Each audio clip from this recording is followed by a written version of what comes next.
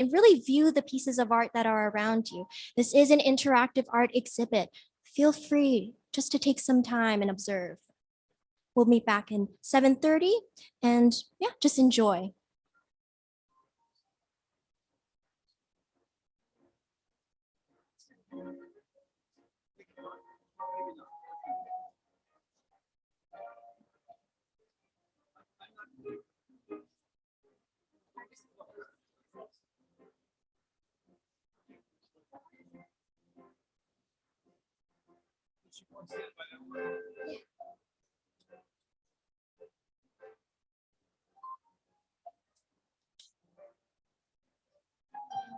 Artists, you can also feel free to stand by your work and explain some of the pieces. Be lovely.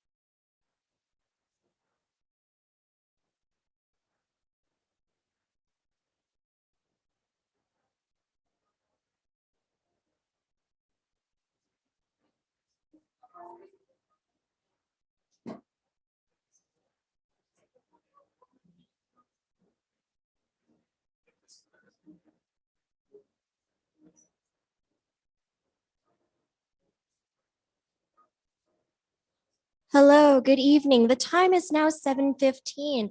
That means that we have 15 minutes before 7:30, and that's when we'll officially begin tonight's event. Please continue to feel free to walk around, view the art, contemplate the meaning, and even meet some of the artists and talk to them about what you think about their pieces. When we'll reconvene at 7:30.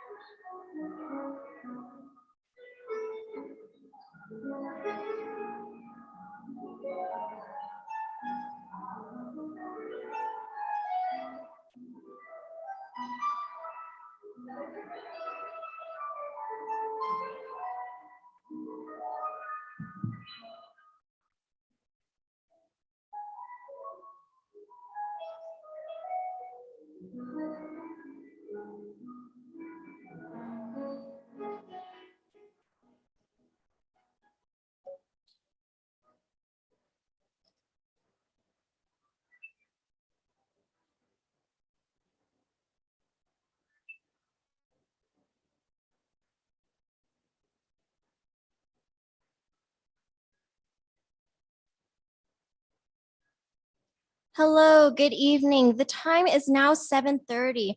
Please, if you can, take a seat and we're going to begin tonight's event.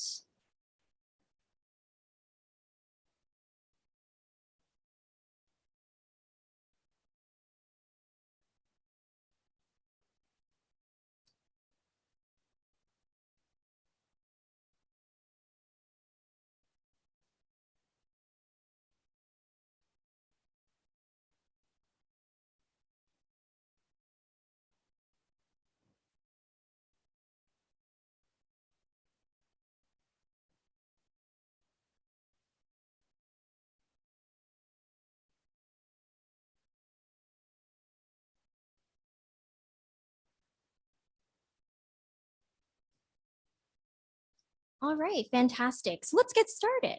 So good evening and welcome to tonight's Relevant Talk. My name is Danielle. I'm a second-year English, History, and Education student, and I'm involved with a fellowship called Power to Change here on campus at U of T. And tonight I'll be your MC.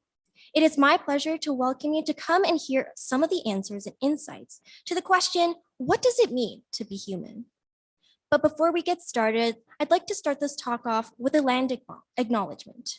As Christian organizers of this event, we believe that all lands and all people were created by God. And we want to acknowledge that the land on which U of T lies is the traditional territory of the Wendat, the Anishinaabe Nation, the Haudenosaunee Confederacy, the Mississaugas of the New Credit First Nations, and the Métis Nations. And we thank these First Peoples who continue to live on these lands and care for them, and whose relationships to these lands existed long before the founding of Canada. We are grateful to be able to live, learn, and play on these lands. Now, in order for you to interact with some of the dialogue that we're going to be hearing about, on the screen behind me, there will be a QR code for you to scan to access our Slido. So if possible at this time, feel free to log on to slido.com to be able to put some questions for our Q&A tonight. Please fill in the code relevant_human. So that's RELEVANT, the underscore symbol, and HUMAN. During the course of this evening, once again, please drop in any questions that you would like for our panelists and speaker to answer. And you can feel free to upvote those questions as well so that the most preferred questions can be answered first. All right, and also just to lay down some ground rules about the questions and interacting with our speakers. Please be able and attentive to listen to what people are speaking about. Please be respectful and refrain from making any personal jabs or anything like that to any of our speakers. And if you have something that you'd like to perhaps challenge with one of the speakers, please speak from your own experience so that you can express what you'd like to challenge personally. And now I'd like to welcome our speaker for this evening, John Franklin. John Franklin serves as an executive director of Imago, a Canadian national initiative based in Toronto that works in the arts and the intersections of faith and culture. Before joining Imago in 1998, he taught philosophy at Tyndale College and is currently an adjunct professor at the Divinity Faculty of Trinity College at the University of Toronto. He has curated art exhibits titled The Crossings that took place from March 2nd to April 26th of last year. Some pieces were featured around campus and some are featured here tonight. He also served as one of the several consultants for the Mystical Landscapes exhibition featured in the Art Gallery of Ontario. And there will be some newsletters which John has written at the back on the tables behind you, which you can access after this evening's talk. So now I'd like to hand this over to John Franklin.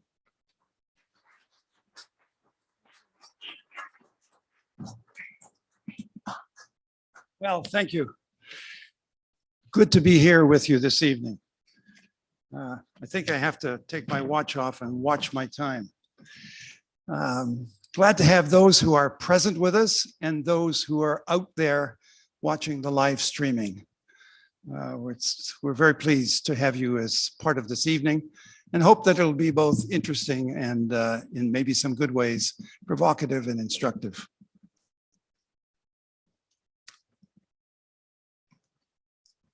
So I want to begin with asking a question.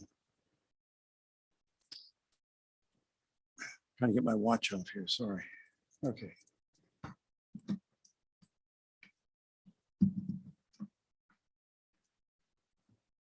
What time is it?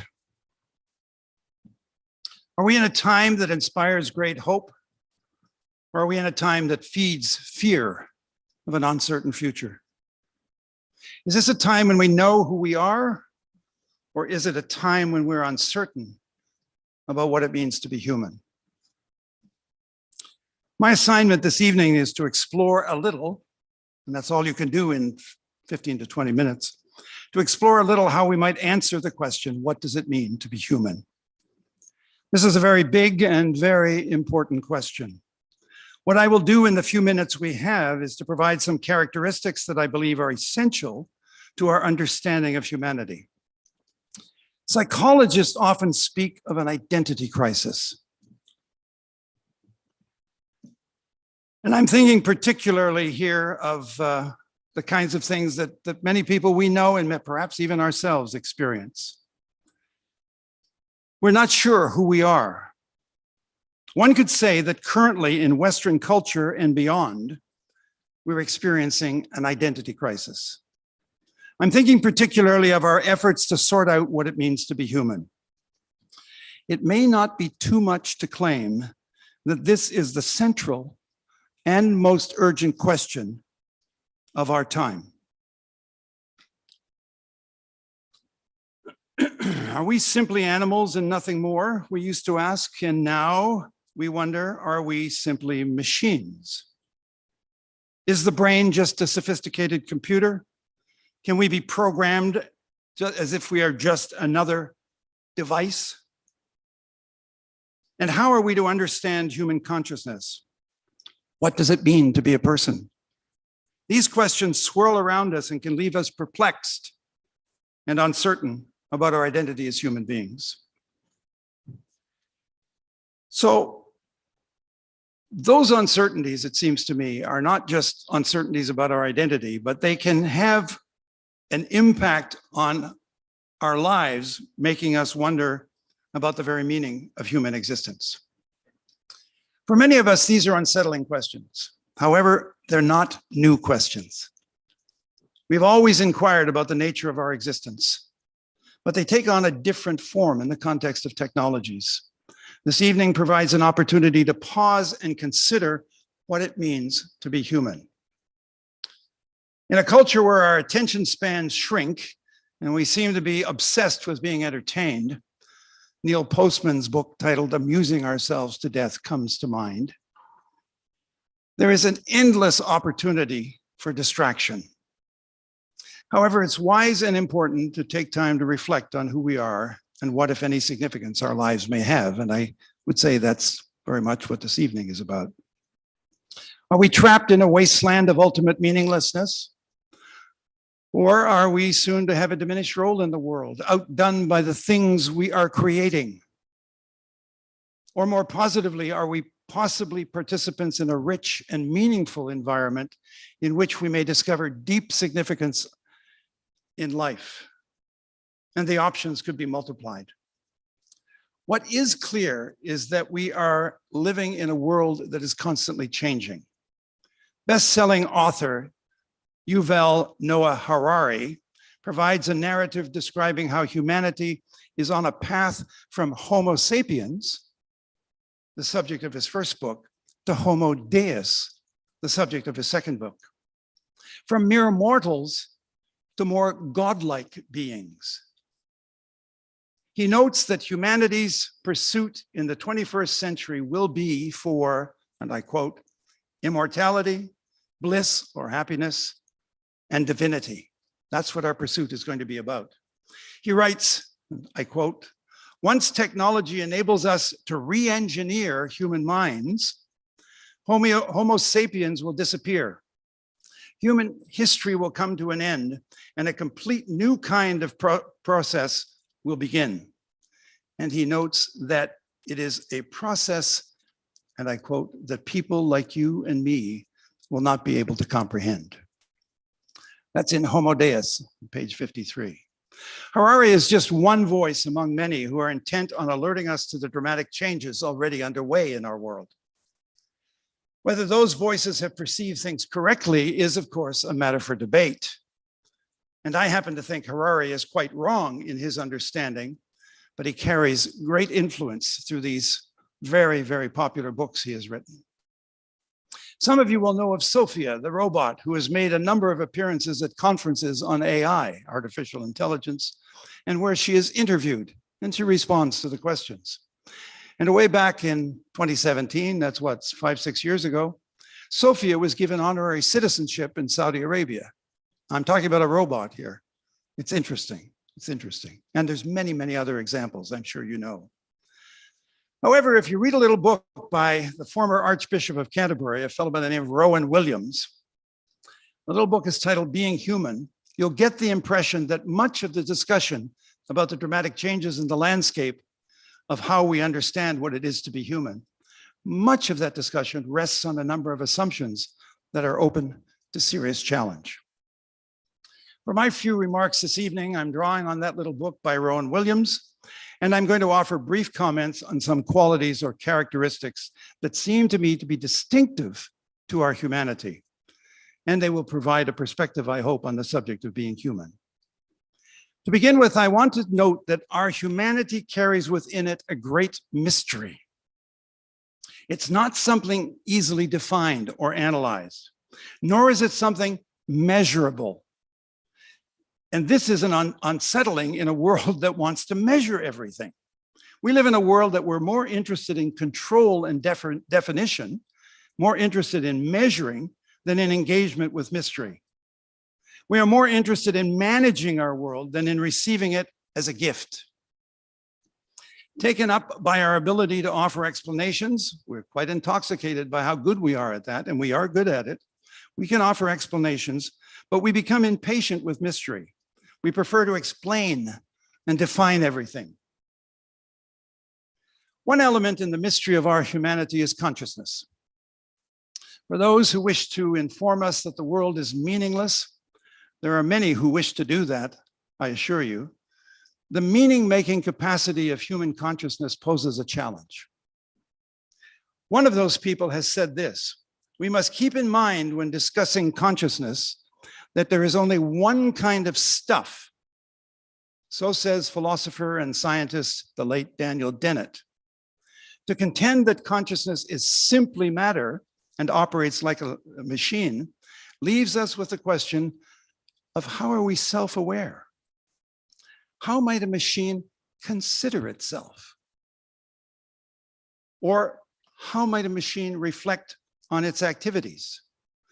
Dennett's claim that there is only one kind of stuff, if accepted, requires us to provide accounts of everything in terms of that one kind of stuff. By accepting that assumption, we shut out other options. If there is only matter or material reality, then, for example, there is no room for the possibility of the spiritual or the non-material, no room for that kind of reality or the mystery of it. So I want to say a bit about consciousness. Williams speaks of 4 characteristics of consciousness. Very briefly, consciousness is located. Humans have a view from somewhere, not a view from nowhere, but a view from somewhere. A context that influences our experience, your country, your culture, your family, your school, and so on. These shape our thinking and they form our understanding. So being in location allows for a specific network of relationships and connections. And that leads to the second characteristic here. Consciousness is relational. It's relational. It's capable of imagining a point of view of another, of engaging with another. It makes empathy possible. That is, to have empathy is to be able to enter into and understand something of another person's world. Thirdly, regarding consciousness, consciousness is narrative. There is a continuity in consciousness, self-connecting past and present. We have memory, and when we wake up in the morning, we don't question whether we're the same person that we were yesterday, but we acknowledge that, yes, we are the same person. So there's continuity. And fourthly, human consciousness is always bound up with language. And why that's important is that we are creatures who engage signs and symbols. We communicate, interpret, and exchange ideas and thoughts. One of the ways we do that, of course, is through the arts. Efforts to reduce consciousness to mere matter operating as a machine come across as incoherent, and I think they fail to satisfy. The claim, and here's a claim that was made by a very famous scientist, some of you will know of him and some may not. Here's the claim: the human race is just a chemical scum on the average sized planet orbiting around a very average sized star in an outer suburb of one of millions of galaxies. That was Stephen Hawking, a very famous scientist, died a few years ago. But this is what he thought. This claim, it seems to me, is neither compelling nor informative. It does have some appeal, and here's the appeal I think it has. The appeal is that it makes us feel that we are on the inside. It gives us a thrill of being insiders. Oh, you think this about humans, or you think that about humans. Well, I know that we're just chemical scum, etc. So we like that sometimes, that we have an explanation. Remember, we're very interested in explanations. I recall many years ago reading a book by a scientist who challenged the widespread practice of reductionism found among some scientists. And by reductionism, well, we mean something like reducing everything to matter and saying, if you're going to explain it, you got to explain it in material terms. And as we've just noted, that if everything is only matter, one kind of stuff, then everything is understood as material, nothing but matter. This writer referred to such a practice, and I like this phrase, it's very British, nothing buttery. So there are lots of people who say, oh, it's nothing but this, oh, it's nothing but that. Oh, you're religious, oh, it's nothing but psychological. Oh, you're this, oh, it's nothing but. So nothing buttery is really quite common. Watch for it. Williams goes on to note that there is something about consciousness that leaves the question of the sacred on the table. When we consider human capacity for receptivity, our perceptions, and we receive things, and we hear other people, and we engage with other people, we have receptivity and cooperation, and we also have a sense of limit and incompleteness as human beings. And then there's our use of symbols. I think we will find that all of that is good soil for reflection on faith. When we hear about transhumanism and the wish to become more than human by way of cyber technology, we would be wise to think again about human consciousness. Be assured there will be many with a mindset of nothing buttery. You're nothing but this, nothing but that. And they'll provide accounts of consciousness that strip away all mystery. So this is my first point about humans, that we have this strange and mysterious thing called consciousness. Now to other characteristics, which I will deal with much more briefly. There's a total of 7, so here we go with number 2. In our culture, we speak a lot about individuals, and I learned from Williams that this may not be the best way to speak about humans. Think about it. And maybe after tonight, think about it. The term individual can easily give the sense that we're silos, separated, disconnected from others, concerned primarily with my individual rights, my individual preferences. And this is a common cry of our culture. My rights, my preferences, my own way. I think individualism has really had a fairly negative impact on our world. I want to suggest that we are better to think of humans as persons. The meaning of person is very different than the term individual. Person suggests that we stand in the middle of a network of relations, family, friendships, community. Being human is to be persons in relation. Our most radical punishment is solitary confinement. And why is that so radical? Because we are instinctively, as human beings, created to be in relation. It occurs to me that technology nudges us to a place of aloneness. Our isolation becomes standard and a commonly accepted practice. Some of you may know the work by Shelley Turkle, T-U-R-K-L-E, her book, Alone Together, where she explores the impact of technology on this sense of aloneness. I think she captures what is happening through technology. Cyber places like Facebook and Twitter are said to keep us all connected, but I'm not so sure. So I want to say we are persons, not just individuals. Third, being human means having the experience of longing. And there is a great number of things on the list that we long for. It includes beauty and truth and goodness and perhaps the transcendent. It is our inclination to reach beyond ordinary life, believing that there is something more, I think this may be the heart of what the Greek philosophers Plato and Aristotle were saying when they noted that all philosophy begins in wonder. I wonder. Some time ago, I received in the mail a review copy of a book titled Movies Are Prayers. And it's by a fellow named Josh Larsen. Not movies and prayers, but movies are prayers. The subtitle opens a fresh perspective. How movies voice our deepest longings. The author explores a variety of ways in which human longings are expressed in film, and whether they're characterized by joy or anger or lament or praise or gratitude or disillusionment and so on. We have these longings, and films, it's an interesting way to approach a film. What's going on here? What are people longing for in this film? If we accept that our longings have a prayer-like quality to them, then it's not a big stretch for us to think that movies are prayers. Film director Martin Scorsese, a name that many of you will know, has said that everything I have done, speaking of his films, are religious. And I might add here that human longings show up not just in film, but in novels, in poetry, in images, in music, in drama, in dance. Number 4, and this is the idea that we are liturgical beings. That is to say, we are beings who are inclined to worship. We're inclined to look for something beyond ourselves, to give ourselves to. Liturgy is a term for our formal religious practices in our mosques and synagogues and churches.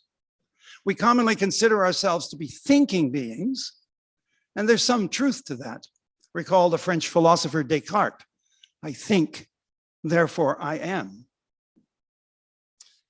There have been challenges to this common view that we are primarily thinkers. And I don't want to be negative on the challenge of thinking. It's very important for us.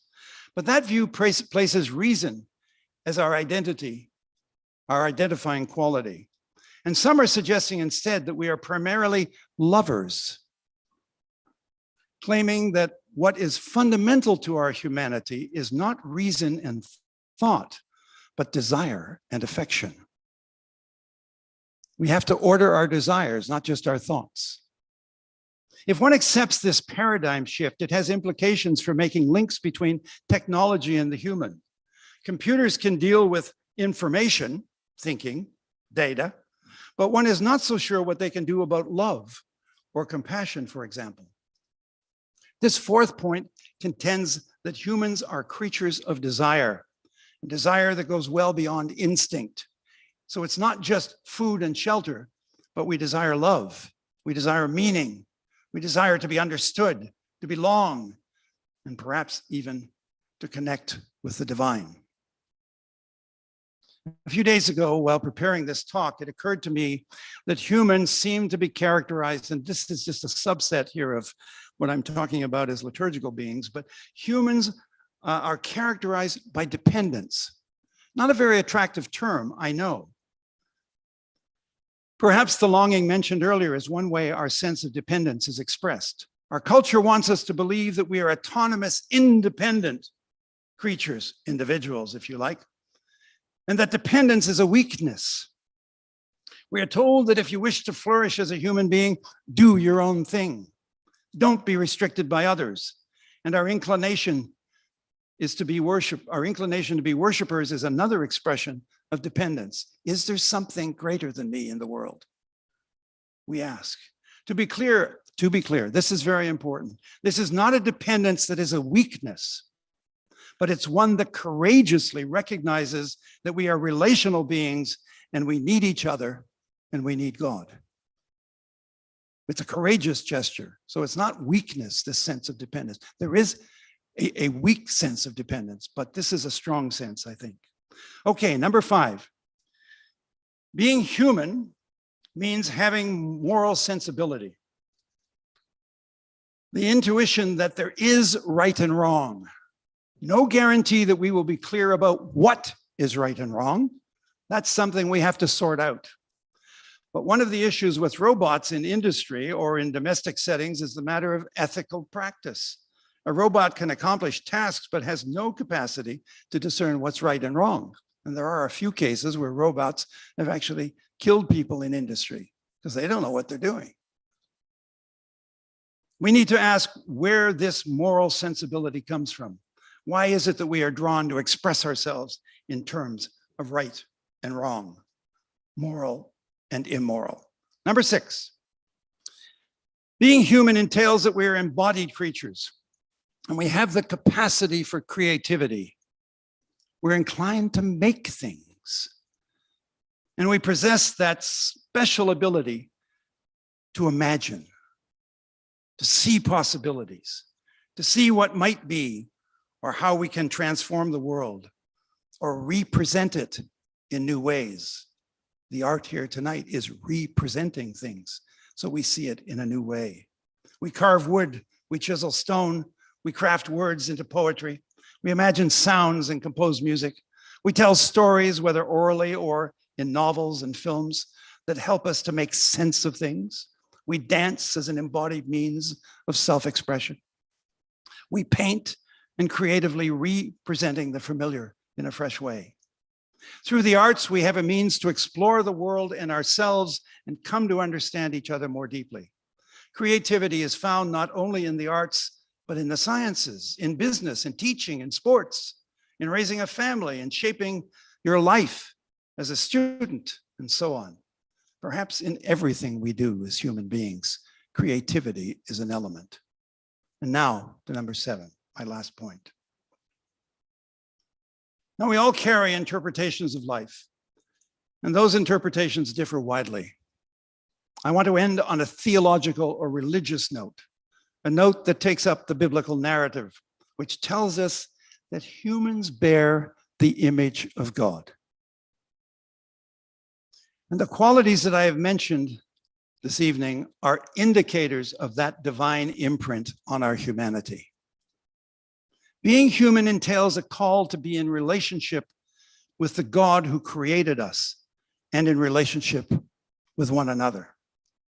In our world, the God of the Bible has been marginalized, set to the side, and frankly ignored. And I like to say in settings like this, what is important is not that you believe in God, but it's the God that you believe in. There are lots of options out there, and some of them are very poor in terms of what God is like. But what's really important is the God that you believe in. We want to say that the God of the Bible, having been marginalized and set to the side and ignored, we want to get on with our lives. And we want to do it on our own terms. Bringing God into the picture is seen as unnecessary intrusion, frankly disruptive. Religion restricts my freedoms. I'm not allowed to be who I want to be. Help. I want to say that's a bit of a caricature of Christianity, but we don't have time to get into that. If you want to understand what it means to be truly human, we can do no better than to look carefully at the person of Jesus. Jesus embodies values and practices we all admire, but we find difficult to live out. His commitment was to care for others, not center on himself. He was compassionate. Compassion means to suffer with. That's a challenge. He condemned oppressors, those who abused their power. He sided with the weak and the broken and offered healing and redemption to all. He manifests love in his dealings with people, and all he said and did inspired hope. He calls us out of darkness and into his light. So, for Jesus, not independence, but dependence. In this case, dependence on God. Not self-centered, but other-centered. Not greed, but generosity. Not indifference, but love. Not exclusion, but embrace. Not isolation, but community. Not condemnation, but redemption. Many of us find the stories in which we live, the ones we create for ourselves, or indeed the stories that the culture offers us, they're unsatisfying, and in many cases leave us empty. And many of us are on a search for another narrative, a story in which we can live. I want to suggest that the story that Jesus invites us into is a strong and humanizing story, one that affirms our value and enriches the meaning of our lives. It's a story that connects us to the source of all things, a loving creator who offers redemption and calls us to be transformed and inspires us to be a transforming influence in our world. So those are a few characteristics of what it means to be human. Perhaps more than you can digest, but I hope you can pull a few threads out of this that'll be valuable for your own journey. Thank you.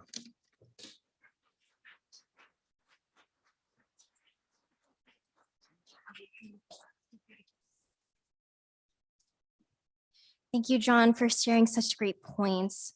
Right now, we're going to be moving on into a time of interviews, and this interview is going to take place and being hosted by John himself. So right now, please join me in welcoming our panelists.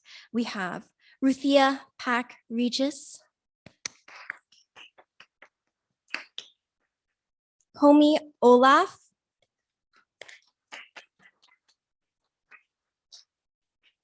and last but not least, Brian Johnson. To further introduce our panelists, I'd like to give a little bit of a bio about how special they are. So Ruthia, our first panelist, is a commissioning painter based in Toronto who is represented by Roberts Gallery.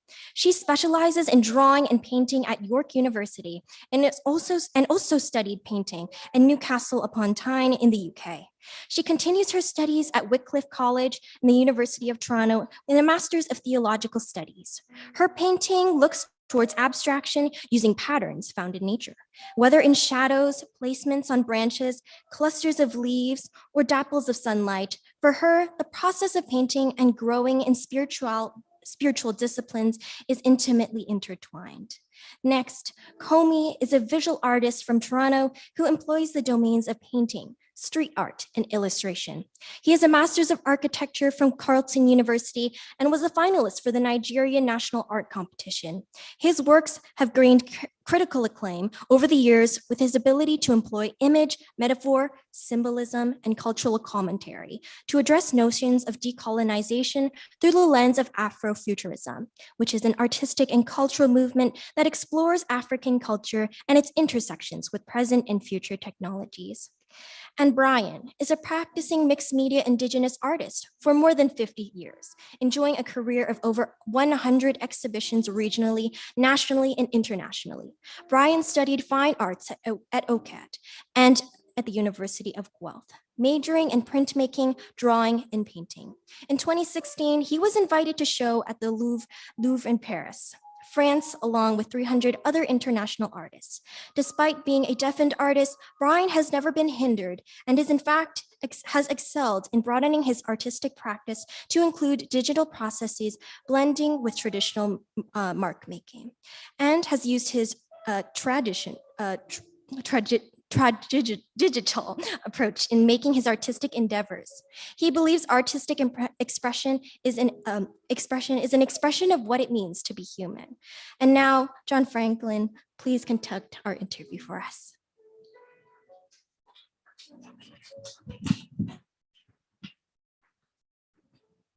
I think we need to say thank you to the pianist. I think you're going to play a little later as well, aren't you, Ian?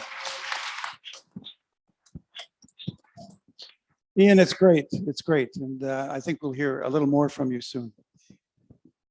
Well, folks, I hang out with artists a lot, and it's a great delight for me to have these three friends, each of whom was part of the Crossings exhibition, which Imago hosted last year. And by the way, there are a few free catalogs at the back for any of you who may want them. So I'm going to ask you an easy question to start with, and Ruthia, I'll begin with you. What drew you to artistic expression, to being an artist? It just started as long as I can remember, before I knew what art was, collecting things in the parking lot when I was 4 years old, I think, and just trying to make things with it. But I didn't know what art was. And then, of course, I saw paint in the kindergarten class, and then I was hooked. Yeah. All right. Komi, can you answer that question? What drew you to artistry? Growing up, I used to draw. I really enjoyed that. And when I was in university, I was studying architecture, and I took a painting elective with a very eccentric professor. And from the moment I started painting, it was like a shift in career, shift in thinking. And I've been exploring it ever since. Yeah. Great. Brian, how did you get started in this artistic world? What got you going? Before I was born, I think I was meant to be an artist. Ever since I can remember, John, doodling, coloring books, battle scenes, soldiers and Vikings and ships. I wish my mother had kept those. They'd be worth a lot. But yeah, it's been ever present with me. I think it's been an endowment and an entrusted to me to steward very well. And so it's never left me. I haven't had to discover it. My father once said, Brian, you are the luckiest person in the world. Since all I know about you, you have always loved the arts. That's great. Okay, here's the follow-up question. You said a little bit about each of you, about how you got started. So I'll go with you, Brian. Like I said, I don't want to be redundant. What keeps you going? What motivates you? I think to keep doing art. I think I see it as an evolution of myself, a journey, a pathway into understanding more about who I am and how I fit in the world. And so all the work that I've done, I'm an image maker. I make images, right? Yeah. Not to be worshiped, but to be understood as one person in the world along with you on a journey to discover your meaning in this world. Not somebody else's meaning, your meaning. And all my work is just a collection or a record of my journey. Comey, what keeps you motivated to do your art?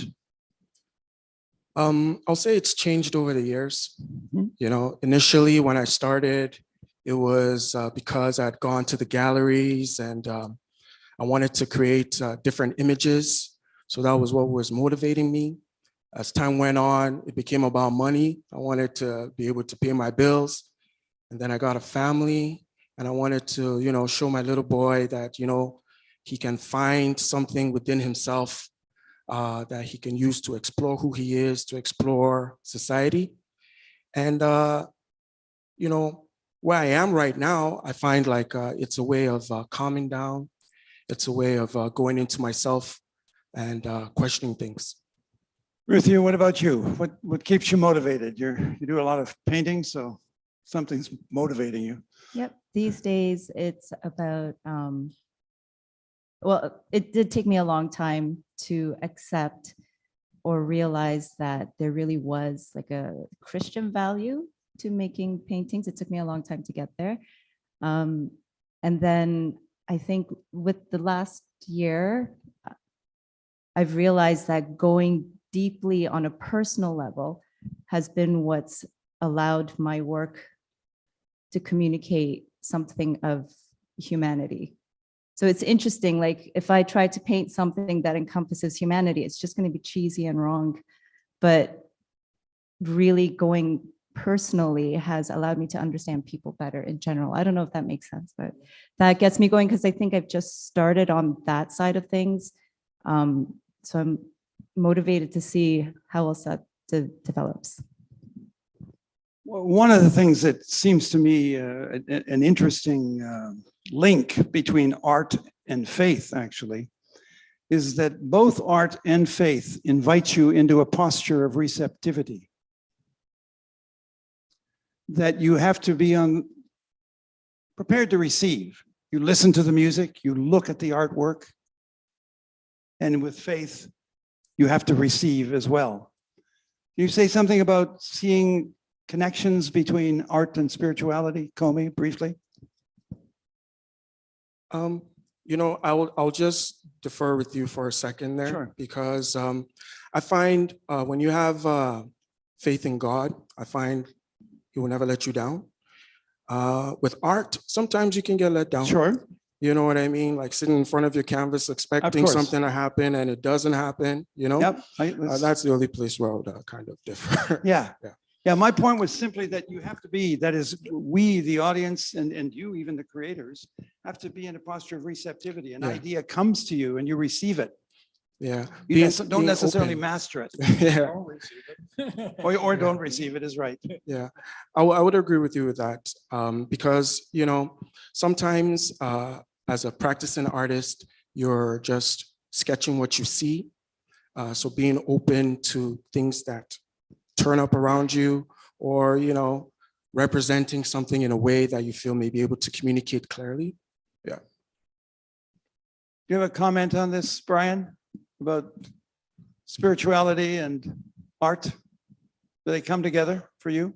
Well, I mean, the basis of art is self-expression and communication about who you are, and spirituality is tied to who we are, and faith unites us not only to who we are, but who made us, who created us.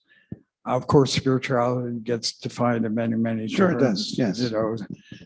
Self-fulfillment, self-identity, where the looking to self is the resourcefulness of their spirituality. But outside of self, the divine other, who inspired through his own endowment of creativity, being a creator, has given that endowment to mankind to ingest in the arts and the sciences and whatever they do, that creative aspect. So being creative and exercising that creativity is actually a connection to the spirituality of who God is as an ultimate creator. All right, let me go to the next question. And Ruthia, maybe you can pick up on this one. It's been said that Christian faith will be an obstacle to creativity, limiting your freedom. God wants you to do this, and God wants you to do that, and so you can't be free as an artist. But others have said that Christian faith actually widens your freedom and generates creativity. So can you comment on that, Yes. Ruthia? So I've been in a situation where I've experienced both. And I would say that Christianity and just a living relationship with God, where you're really on the ground experiencing things coming at you weren't predicting, or you are not in control of, and you can't explain it in any other way, but like it lines up with the Bible stories. That's kind of weird, but and that has allowed such freedom. I mean, but I understand, like I had a really close friend who said, I don't really want to get too deep into Christianity or faith because I don't want God to call me to go on a mission trip to some third world country. Like she thought it was just going to tie her down, get rid of her freedom. But I mean, with my own experience, I can say that for sure, God is like incredibly crazy, creative. He's got plans because he knows exactly what you're like. He knows exactly what I'm like. I'm weird. My family can attest to it. And yet he has put me in situations where he's given opportunity for me to be way more free, like continually. The more I am more free with God, the more freedom I experience in my actual everyday life. So, yeah. Okay. Comey, do you have a comment on that? About freedom, creativity? As a believer? I'll say initially, when I first started practicing my art, I was looking for freedom, but I find freedom, I think it's important to have some kind of boundaries. Yes, yes. And once I started delving deeper into my faith, I found those boundaries enabled me to be a little bit more free within my work, if that makes sense. Oh, it makes sense. Yeah. Yeah. Some of you may know that Van Gogh, an artist well known in the world, he began as a Bible college student and a missionary and minister. And somehow the church didn't like the way he was operating and he ended up out of the church. But it seems to me that in some ways he carried on a ministry, a vocation, which has had a profound impact in the world. That's Vincent van Gogh. Now I'm going to ask another question here. Yeah, you go Oh, ahead. I can't answer that one? Okay, you Oh, go ahead, here, go I'm ahead. disappointed now. I'm sorry. Yeah, I know. We got 4 minutes left, right? About 4 minutes? Where you go? All right, fine. Answer the question about freedom. Freedom? Yeah. It's interesting that we always express this idea of freedom in terms of some moralistic or traditionalistic or rule-based culture. And we don't think about it in terms of the freedom of the individual single choice that every person here has. You have a choice to reject the morality, or you have a freedom to accept it. So freedom isn't those things that I've just mentioned. Freedom is your choice. Well, Freedom is your choice. God created you uniquely, and he's given you each, myself included, a choice about all things. Thanks, Brad. Right, wrong, good or bad. Yeah, right. I think we could have a very long philosophical discussion about human freedom, but let's not do that. Final question, because we're running out of time. Can art, I want each of you to say something about this, and maybe you'll begin, Brian. Can art contribute to our understanding of what it means to be human? Just for example, do you see art as a way of resisting social injustice? Or more simply, might art draw us towards the beautiful and away from the darkness of our lives and of our world? That's a couple of examples, but you can come up with your own. So I'm asking you, can art be a humanizing influence? Of course, humans make art. No, You know. but does it help us to be more human? Or Not does it- necessarily. No, okay. No, I mean, art can be used constructively or destructively. In the destruction mode, it's basically eroding away everything that we may hold dear and, actually for our benefit. But there's a deconstructionist mentality to erode and destroy those things for whatever the reasons, because I don't like that. Well, the aesthetics of I like this or I don't like that doesn't give me the right to be a destroyer. And art can actually destroy concepts Okay. and perceptions It has that power. and perspectives. Yeah, it has that power. I would say even those that do negative art, they speak a truth about who we are as human beings. Oh, absolutely. Yeah, okay. Ruthia, Um, humanizing influence of art, does it? I think definitely, and it will vary from person to person. And like I'm still in the process of, I hope, appreciating my humanness more and more as I try to appreciate more and more different kinds of art.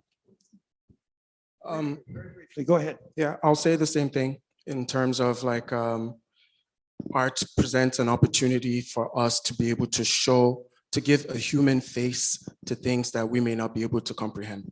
Yeah, that's great, Comey. Thank you. So thank you, Brian, Ruthia, and Comey. I think we go on to the next phase. I think you guys need to answer some questions now. Fantastic. Thank you so much for speaking on your artistic expression and the ways that you perceive art to intersect with humanity. Right now, we're going to go into a time of discussion with one another.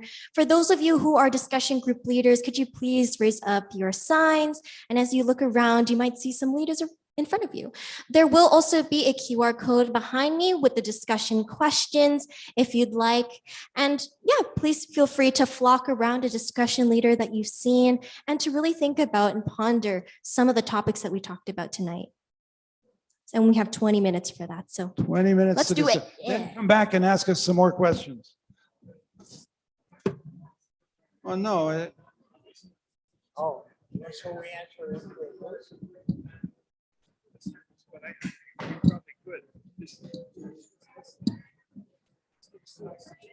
Oh, okay.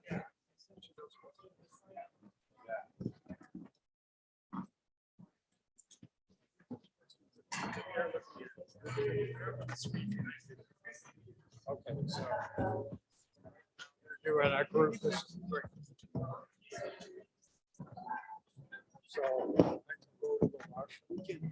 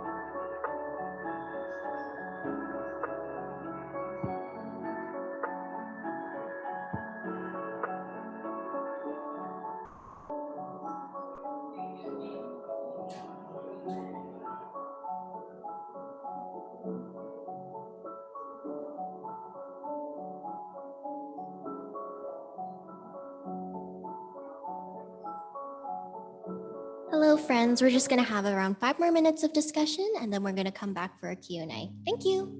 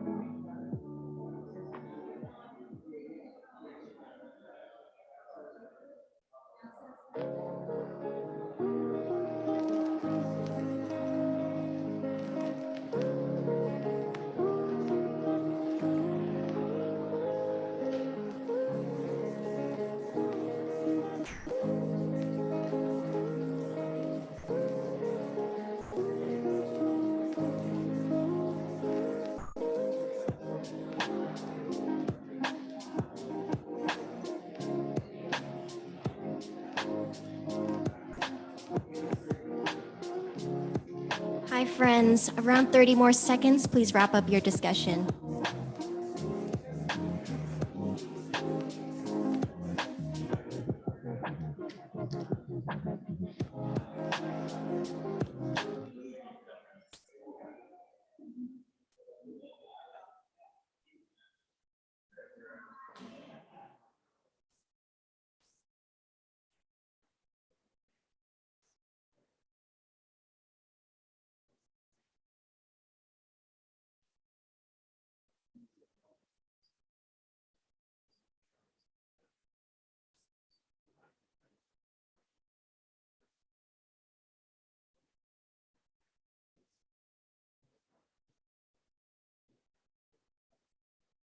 All right, friends, thank you so much for discussing with one another about what you've heard tonight. If possible, could you please reorient yourselves so that you're facing the front of the stage?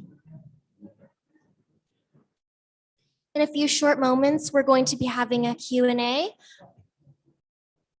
However, before that, I'm going to give one further announcement once you're all seated and ready to participate.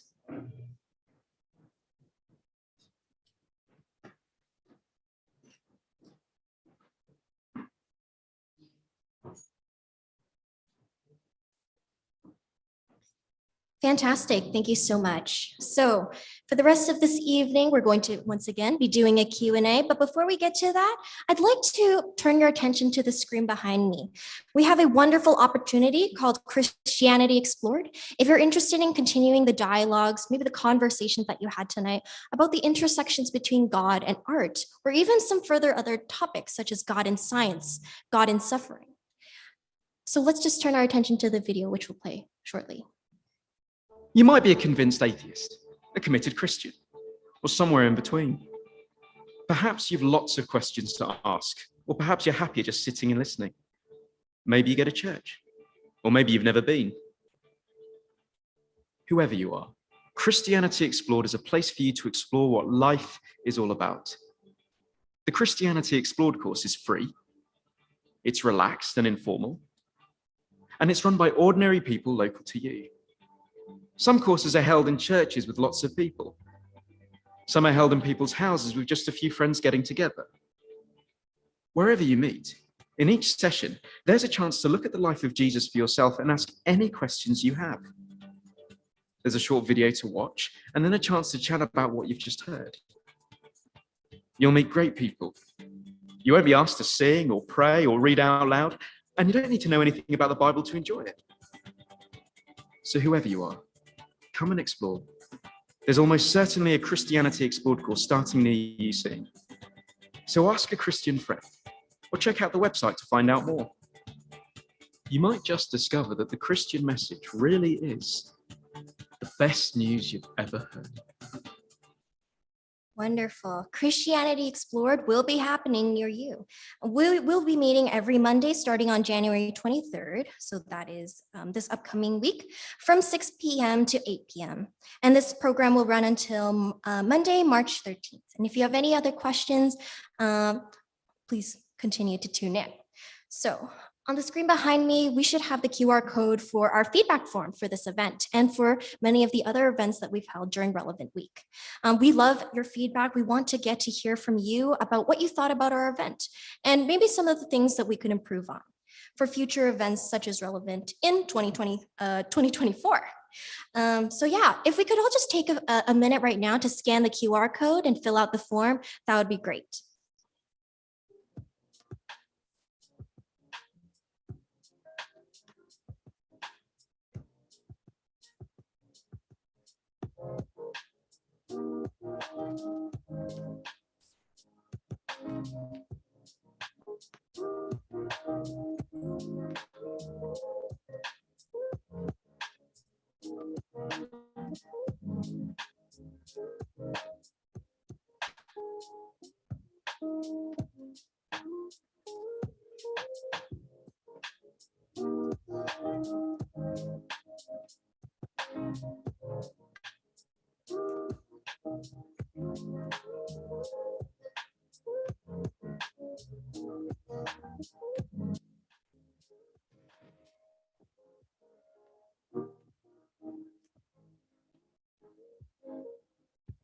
All right, thank you so much for filling out that form. If you didn't have the time to complete that form, we will give you some time at the end of our event to continue filling out the form.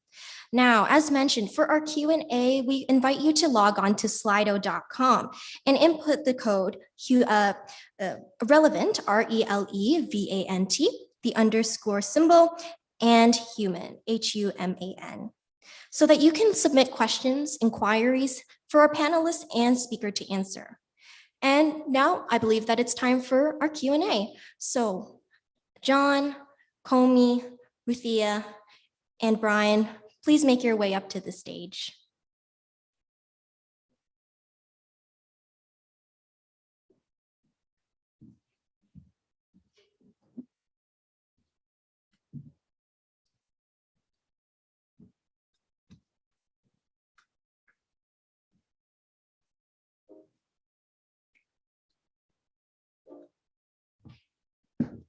Wonderful. As our speakers and panelists begin to take their seats, I'm starting to get some questions into the Slido, and please continue to upvote questions and submit them as you feel led. We will have around 15 minutes for our Q&A, and if you still have some lingering questions afterwards, our speakers and panelists will be sticking around at the end, and you can feel free to talk to them and ask them the questions that you have. All right, so now that everyone is ready and prepared, I'm going to moderate our first question. So the first question that we had on our Slido is a very simple 4-letter question. Why do we exist? Any one of you can take a jab at it, start it off. Yes, sorry, the question is, why do we exist? There's in philosophy, there is the question, why is there something and not nothing? Which is a variation on this question. To ask why is to look for a reason.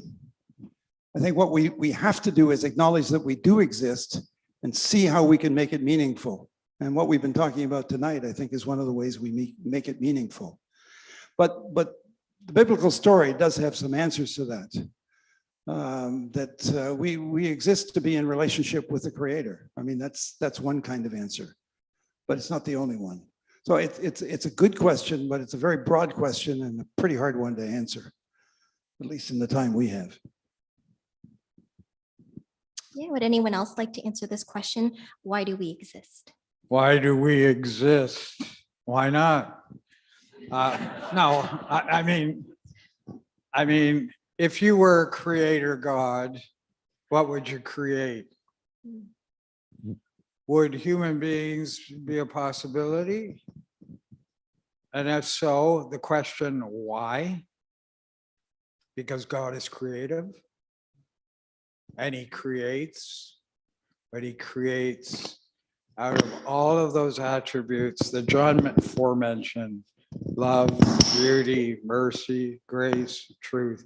Those are all qualities endowed upon the Creator, who are created in his image. And so those qualities have been passed on to us. So why does God make humans? To join in that same relationship Wonderful of grace, commentary. mercy, and truth. Thank you, Brian. Ruthia or Komi, would any of you like to answer this question? Well, I'll say, just from my own personal experience, I'll say we exist because each and every one of us has a purpose. And I think one of our challenges is to find out what that purpose is and strive to achieve that. Wonderful. Thank you so much. So we'll move on to the next question, and maybe Ruthia, you can start us off with that.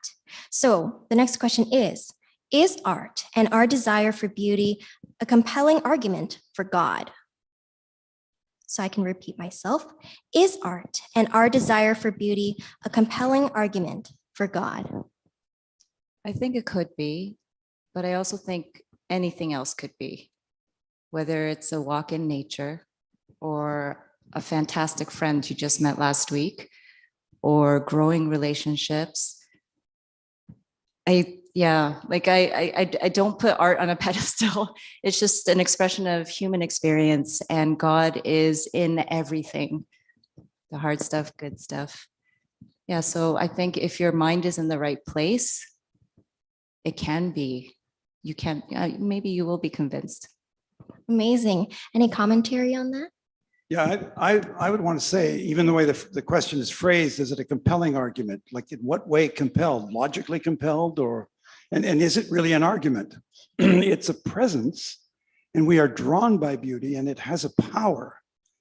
But you can receive it and acknowledge it as from God, or you can see it and leave God out of the picture.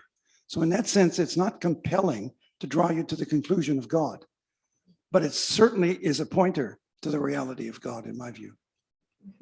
Thank you so much. And I'll move on to the next question. I think either Komi or Brian could answer on this.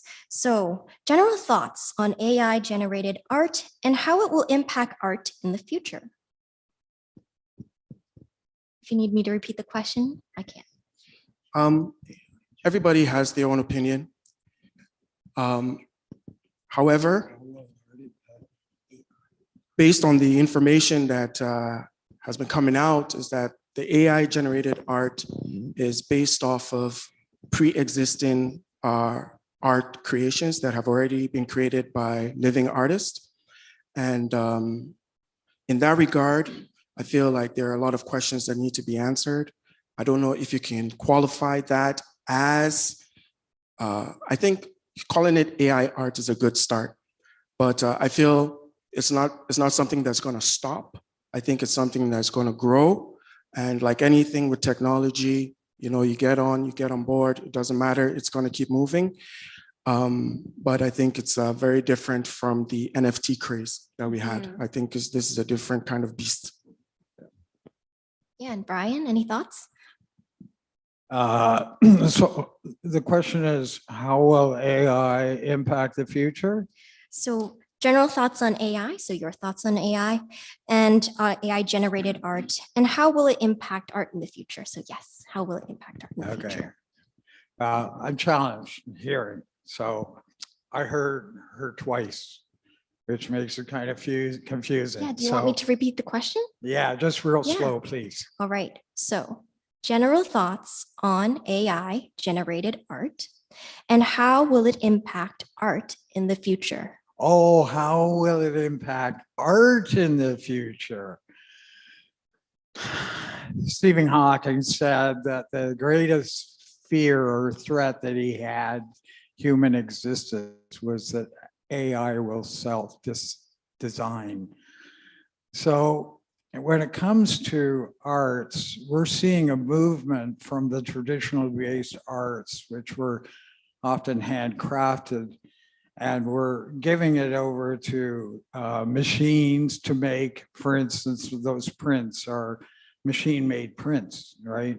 And so art under artificial intelligence will have one quality that's missing if it's totally AI. And that is what it means to be human. Can I provide a quick footnote? Yes, A certainly. poet friend of mine I was with just a week ago. She was receiving essays and she got an essay and it was an AI generated essay. She thought, she read the first sentence and she said, this isn't the writer, this is AI generated. And then they checked it out and it turns out she was right. Now, how she discerned that in the first sentence, I don't know, but I think it's to Brian's point, AI somehow lacks something.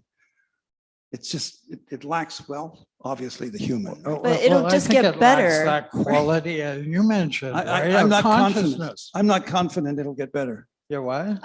I think it will get better, but but I'm very interested as well to see how it pushes live artists, because it's not going to not impact us.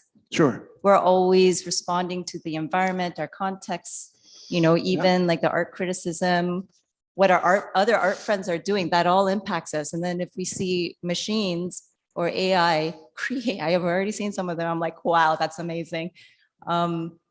But that'll push us to do something else or to go maybe deeper. I'm not sure, but I think that will be very interesting. And I don't think we need to be scared of it. I mean, it's no question technology is challenging art practice. And it will continue as technology grows, become more and more of the process of artists thinking. And our original understanding of what art was, that it was really human based. But now it has moved where it has taken on more and more of those other technological processes. Doesn't make it less inhuman. It just means that the process has changed to allow for other possibilities as we advance in technology and engineering. But it will never, never displace the human spirit, because that is the essence of art. It's not the technology. Comey, any last Computer thoughts? generated art will always lack that human capacity. The only thing I was just going to say in regards to that is with the AI generated art, the person behind the phone or the computer needs to think of something and put that input into it to get the art. So I think in terms of where is it going, because whatever you can imagine, you can put into it and to give you back an output. And I think as that keeps on getting more and more developed, people's imaginations, I think are going to go wild as well too. Great, thank you so much. So we have around 5 more minutes of this Q&A, and so we're just going to answer around 2 more questions. So the second last question is, how did you discover your art style or passion? And did your faith influence your art? So I think maybe 2 people can speak on this, and we'll move on to the last question. And I can repeat the question. How did you discover your art style or passion? And did your faith influence your art? My answer is very practical. So a lot of my, even the medium that I chose, my art style, it was all kind of impacted by my everyday life. So having little kids, I didn't want fumes. So I didn't do oil, I did acrylic because it's easier to clean up. And then the style developed because I didn't learn painting skills at York. It was just more about the process and not about actual skills. So then after I graduated, I had to go back to doing realistic art because I felt like the foundation was missing. And then I'm still in a process of, I think, trying to find my style, even though others can tell if it's me. But yeah, it's not, I don't think it's a controlled, for me, it's not like I whip up some formula that's going to be amazing and then I just execute it. It's so not about that. And I'm always open to the style changing as I paint. But then I finish and it didn't change that much, but still have to think that way. Yeah, thank you for your answer. Comey, Brian.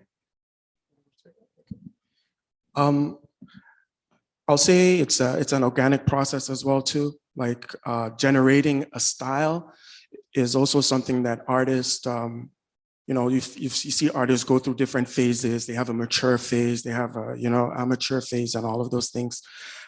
So for me, I started working in acrylic. I was comfortable in acrylic and I tried to experiment with abstracts and stuff, but I found that representational work was something that I felt showed who I was, and I was able to play around within that range.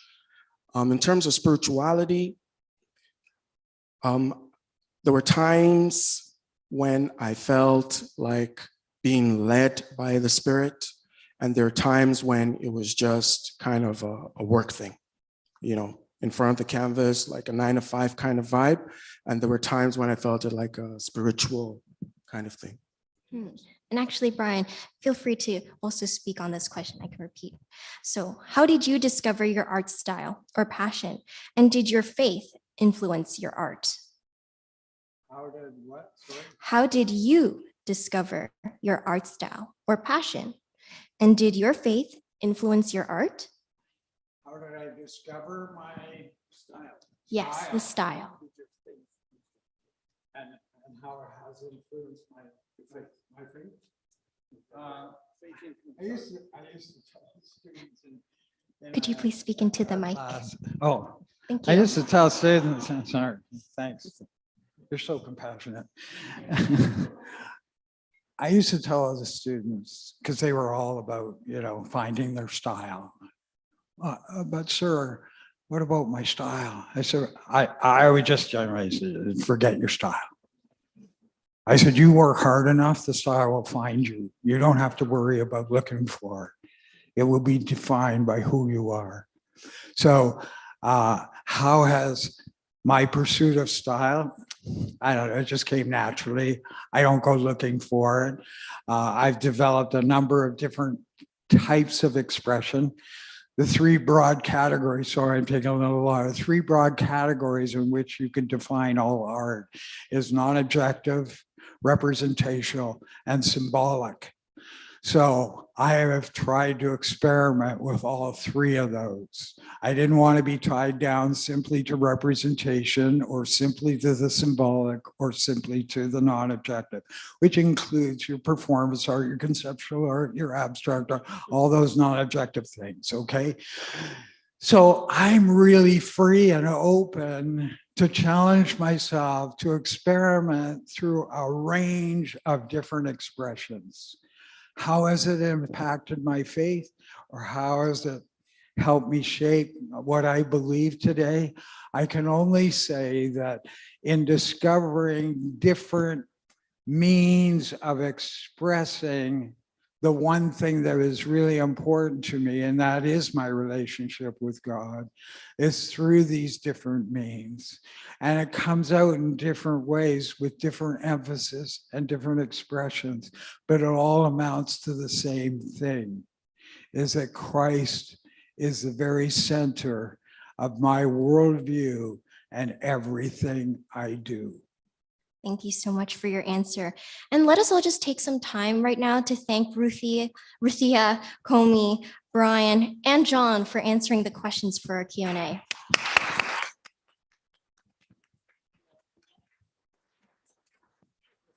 All right. And as we come to a close this evening, as it rounds out to 9 p.m., I just want to remind you once again, we do have Christianity Explored open and available to you, which you can actually get in contact with through our feedback form. And if you haven't filled out the feedback form completely, I do invite you to take some time to do that for us later this evening or once you get home. And yeah, so pretty well, this is the end of our event. Please take note that there are some slight snacks and refreshments at the back of our venue tonight. Please take that as you go on the way out. We will also have a few more minutes to have our artists around to explain their art, look at the pieces, really contemplate the meaning between what it means to be a human being and how do we see human beings and our sense of self reflected in artistic expression. So thank you so much. Have a great evening, and it was a pleasure to be with you all.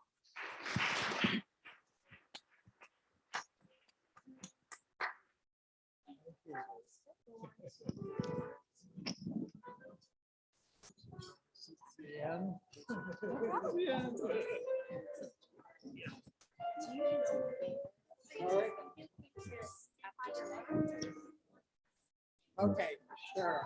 So there was no question and answer from the audience. Okay. All right. Thank you.